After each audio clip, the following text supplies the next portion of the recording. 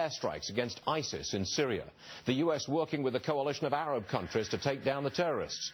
Bahrain, Saudi Arabia, Jordan, Qatar, United Arab Emirates all joining in the fight. This is an unprecedented alliance, a Sunni alliance, I should add, in the war against terror.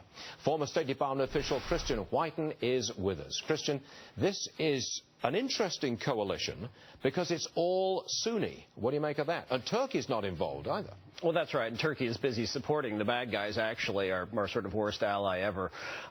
It's important because who is eventually going to take control of Iraq and push the IS aside there, or in Syria? It has to be the Sunnis. It's not going to be the Shiite army under the Iraqi government in Baghdad. So I just get the impression that the president is being dragged into this kicking and screaming, that coalition partners are not that happy about all of this, and the coalition is extremely limited. That's exactly right, because there's some impressive footage of firepower, but the number of targets being hit for a very large army, an army that's now much larger than the Taliban before 9/11 and during 9/11, and it's not enough to really change the game. And our Arab allies are with us more rhetorically now because they're concerned that we're just smacking a beehive and might walk away, which Obama has done before. But the president is pursuing a policy which is probably in line with the policy that the people of America want.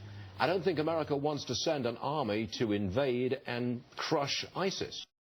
Certainly not if you have a half-baked plan, which Obama has. And you actually have to ask the question, what comes next? Because by bombing the IS and not going after Assad, we are creating a vacuum that Assad can fill. And so we are empowering one of our other enemies. We don't have a really coherent plan to put in power a pro-Western government yet, a secular-leaning government. All right. What should we do? What should we do here? You're going to bite the bullet and send in the troops and crush them on their home turf? You're going to do that? You have to have a discussion with the American people and explain, first of all, how we got here. And Obama was handed an Iraq that was unitary, at peace. We went from 100 American deaths a month down to 0, 3,500 Iraqi murders a year down to, a month down to about 500. He threw that away. So it's not a great situation to inherit. But yes, we have to get serious. But it's all linked.